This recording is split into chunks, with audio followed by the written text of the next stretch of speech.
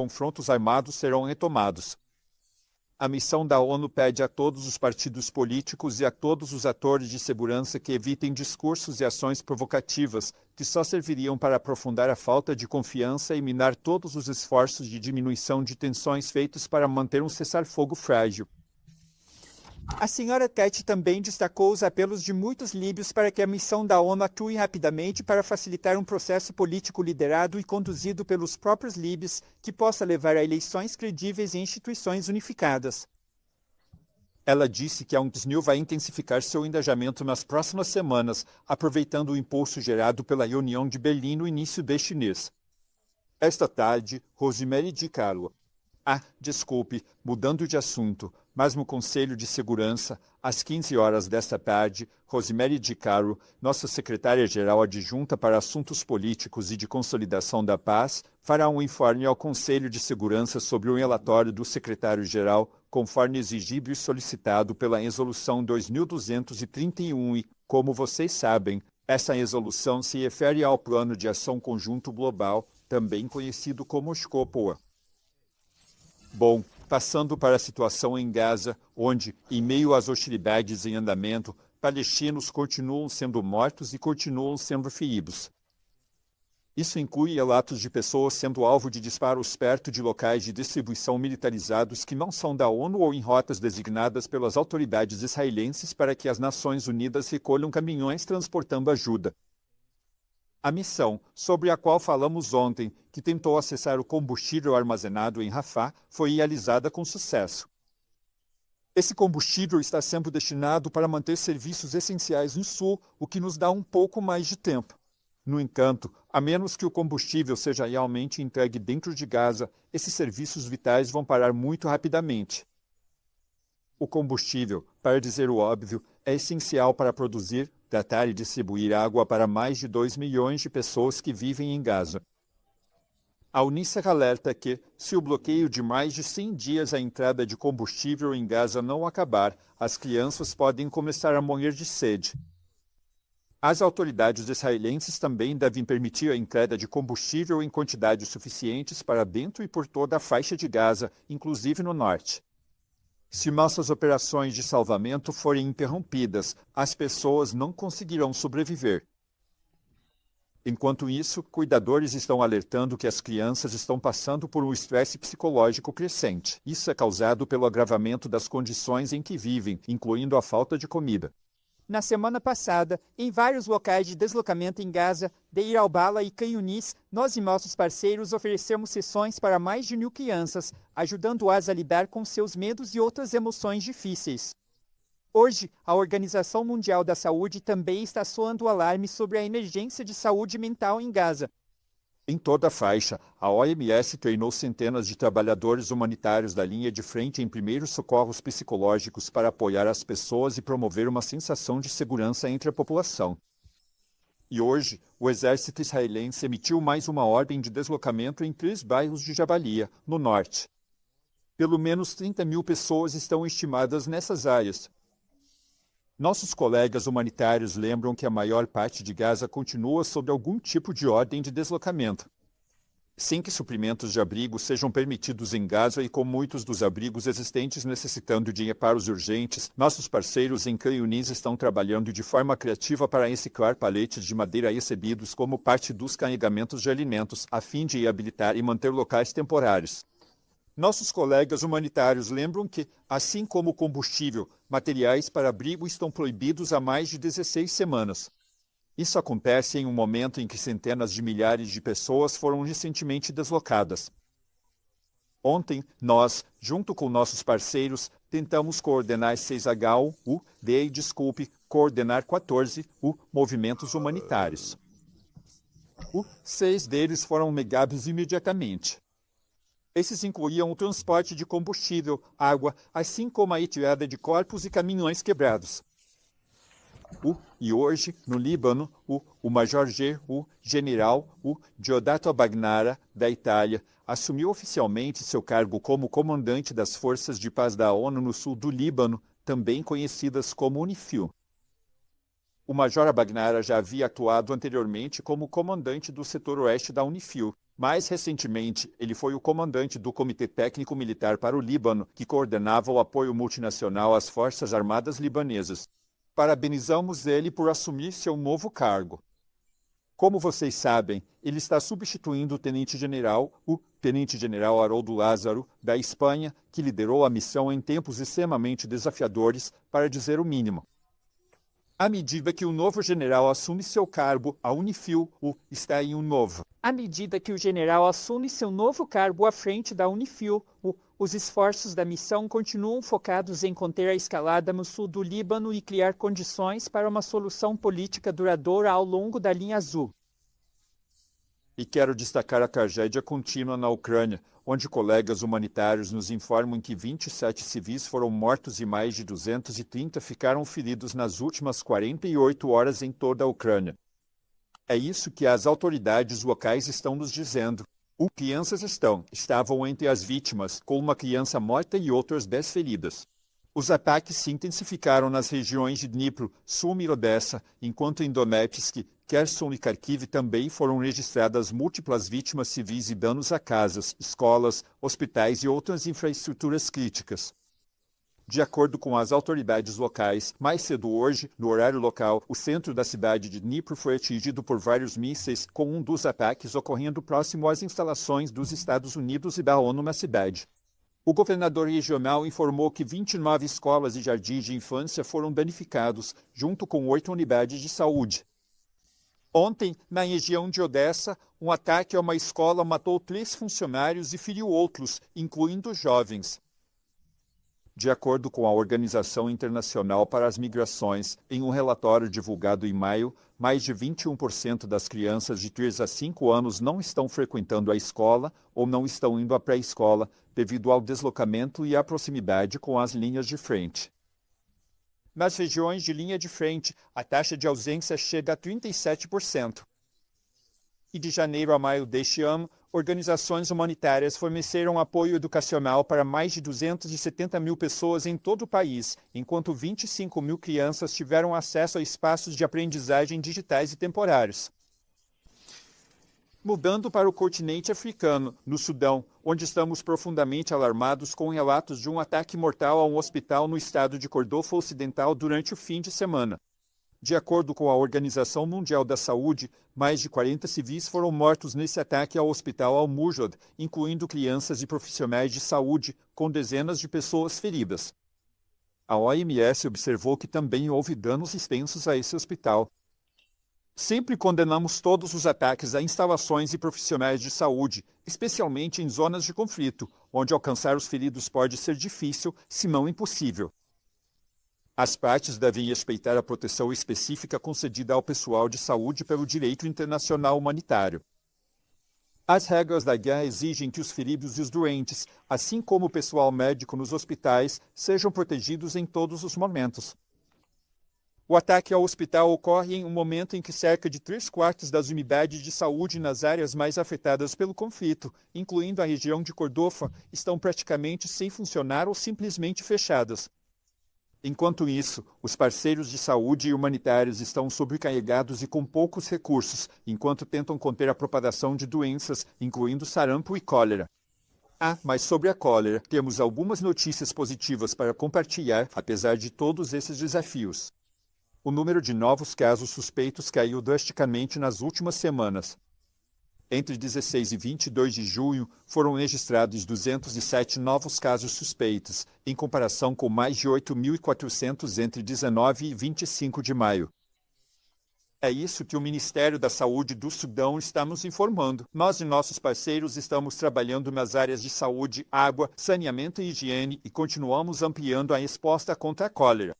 Mais de 3 milhões de doses da vacina oral contra a cólera já foram entregues em Khartoum e no norte do Cordofa, com campanhas de vacinação já em andamento.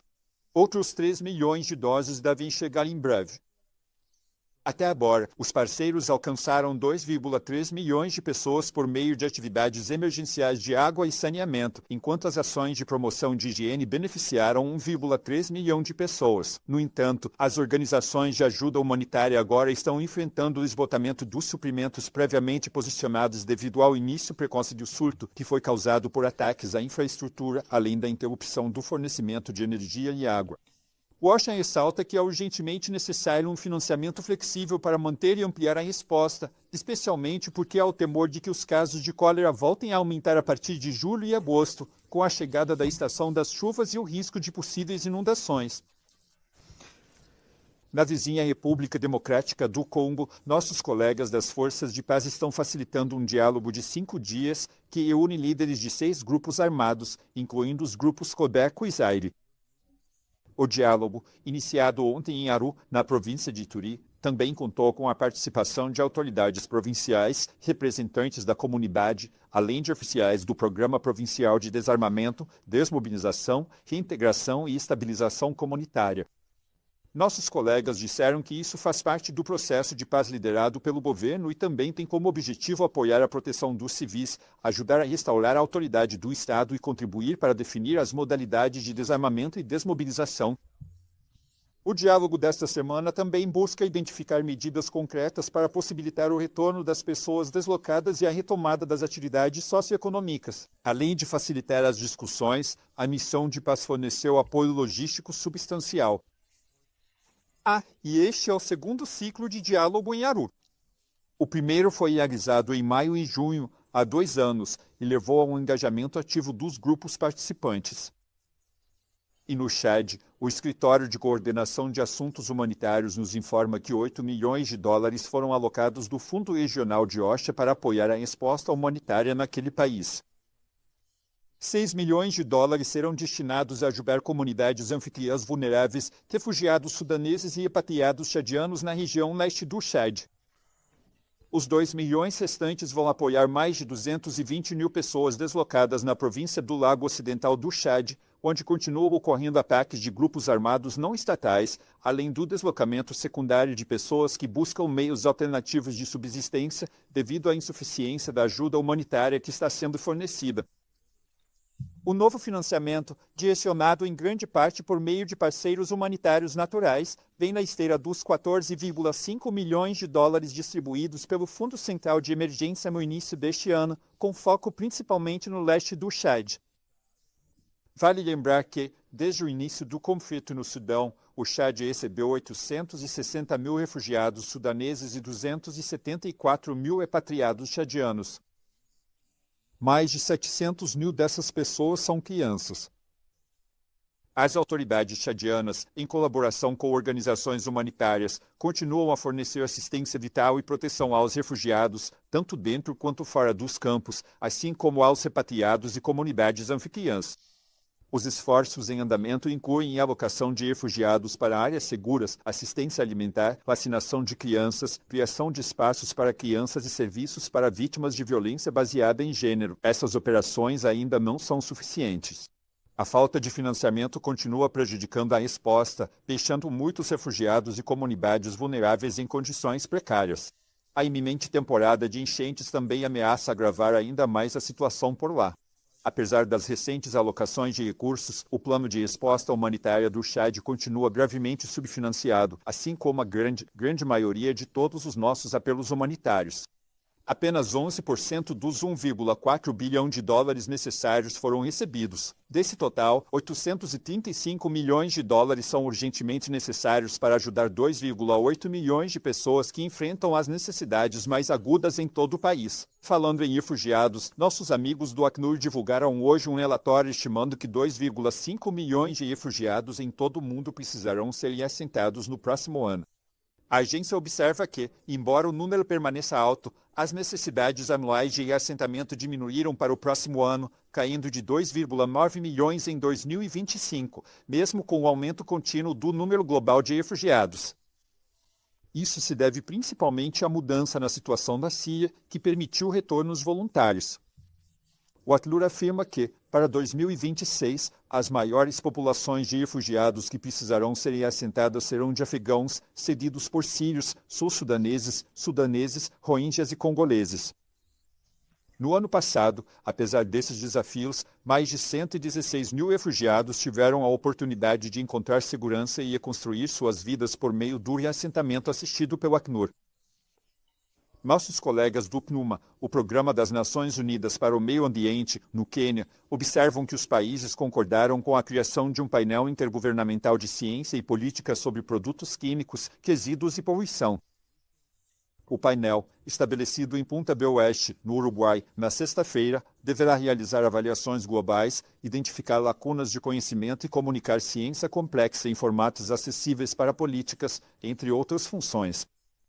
O Programa das Nações Unidas para o Meio Ambiente destaca que esse novo painel completa uma tríade científica global ao lado do IPCC sobre mudanças climáticas e da Plataforma Intergovernamental de Ciência e Política sobre Biodiversidade e Ecossistemas. O secretário-geral enviou uma mensagem ao Fórum de Governança da Internet na Noruega hoje, dizendo aos participantes que os riscos digitais aceleram e nós também devemos acelerar. Ele disse, isso significa, entre outras coisas, reduzir a desigualdade digital, expandir o acesso à internet de forma acessível e significativa, fechar a lacuna de habilidades, combater o discurso de ódio online, promover a integridade da informação, a tolerância e o respeito, enfrentar a concentração de poder e tomada de decisão digital nas mãos de poucos e fomentar maior diversidade, transparência e confiança nos espaços digitais. Ele disse, vamos continuar construindo um futuro digital que proteja, empodere e inclua todas as pessoas, em todos os lugares. E hoje é o Dia Internacional das Mulheres Diplomatas. Exatamente, Pedive de l'E. É o Dia Internacional das Mulheres na Diplomacia. Em uma publicação para marcar a data, nossa principal diplomata mulher, que é a Nina Mohamed, nossa vice-secretária-geral, disse que hoje ela celebra as mulheres que estão moldando um mundo mais justo e pacífico, a mesa de negociações e além dela. E o secretário-geral se une a ela nessa celebração. Edinho. Muito obrigado mesmo, equipe. O secretário-geral, na declaração que você acabou de ler, mencionou, cessar fogos e suas esperanças de cessar fogos em outros países do Oriente Médio. Eu presumo que ele estava se referindo, antes de tudo, a Gaza. Essa seria uma interpretação correta. Hoje, pelo menos 44 palestinos foram mortos, segundo relatos, tentando conseguir comida, e o número de palestinos mortos subiu para 56 mil, de acordo com o Ministério da Saúde de Gaza. O secretário-geral acredita que chegou a hora de algum tipo de nova iniciativa internacional global à luz do cessar-fogo entre Israel e Irã para tentar acabar com o conflito em Gaza? Olha, eu acho que os números trágicos aos quais você se refere falam por si só sobre os horrores do que está acontecendo em Gaza.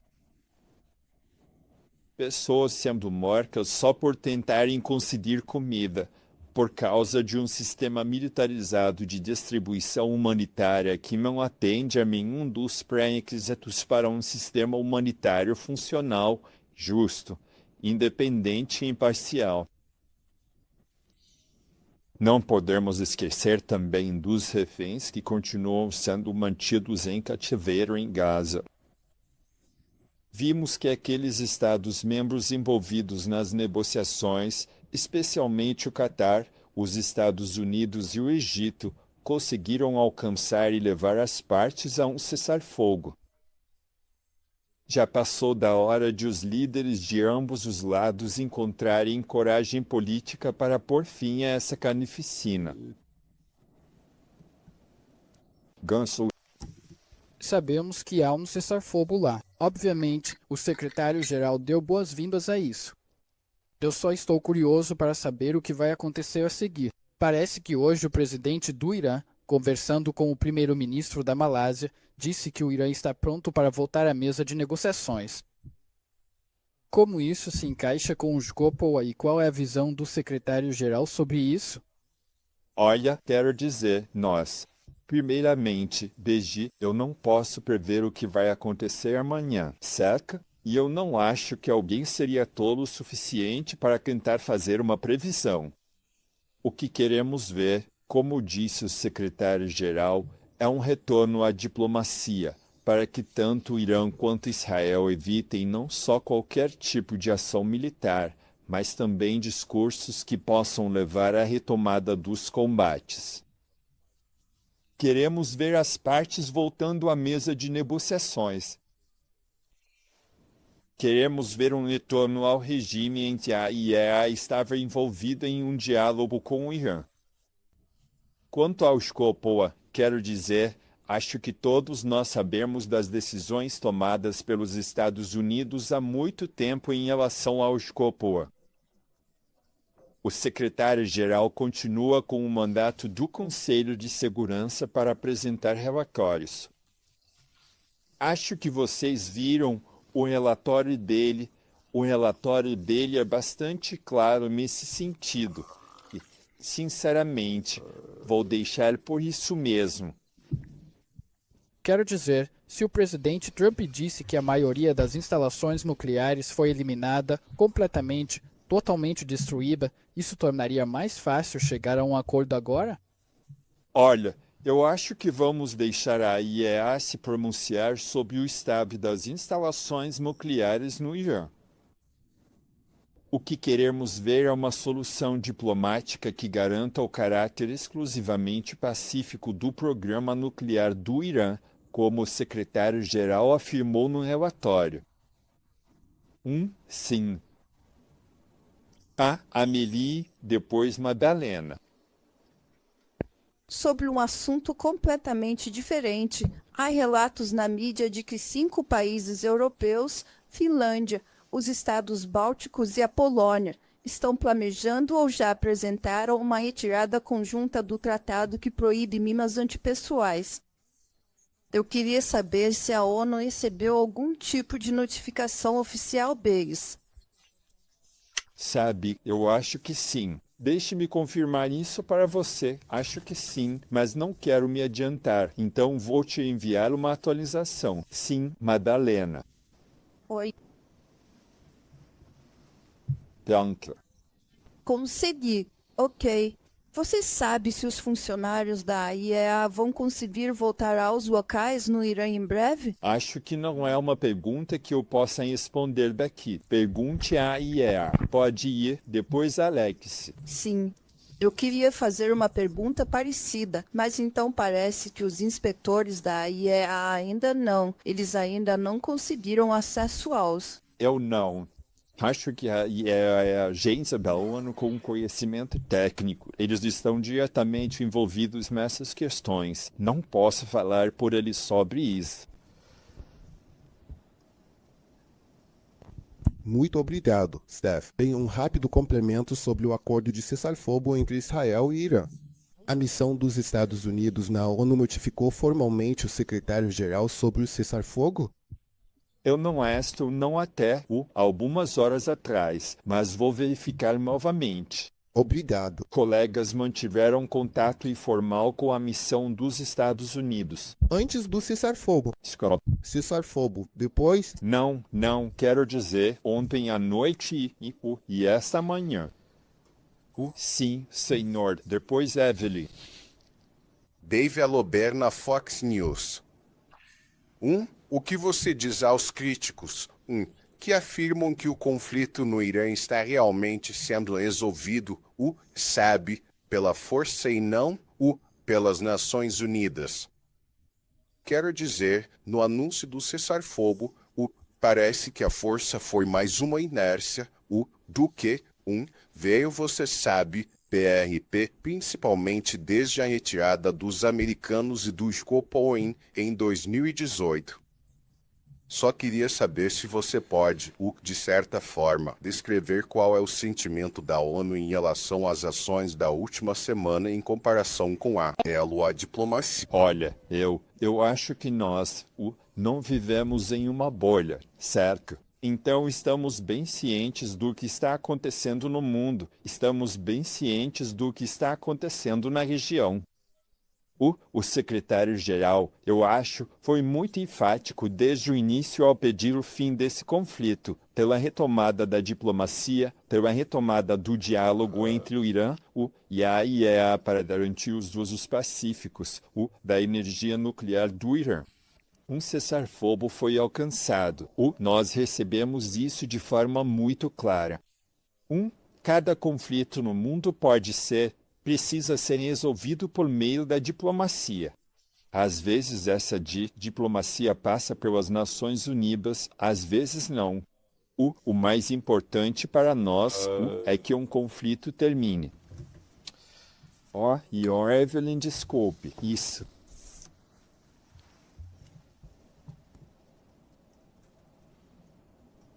Desculpe, eu estou. Certo? Entendi. Obrigada, Staffan. A Suprema Corte dos Estados Unidos agora permitiu que o governo Trump deposite imigrantes em qualquer lugar do mundo. O grupo mais recente, 8 ou 12 deles foram enviados para o Sudão do Sul. Há alguma reação em relação a isso? Olha, quero dizer, nós conversamos com nossos colegas do ACNUR hoje e temos mantido contato com eles e com a OIN. Veja, eles tomaram conhecimento, todos nós tomamos conhecimento da decisão da Suprema Corte. Eu acho que, para nós, o que está claro é que qualquer transferência de pessoas deve deve garantir acesso ao asilo, devido ao processo legal e respeito aos princípios de não devolução, ou seja, as pessoas que precisam de proteção internacional não podem ser devolvidas para um lugar onde corram risco ou perigo. Sejam migrantes ou refugiados, as pessoas têm direitos e uma dignidade que precisa ser respeitada. Certo? Alguma pergunta online? Ok. Cobrir. O quê? Eu não consigo ouvir.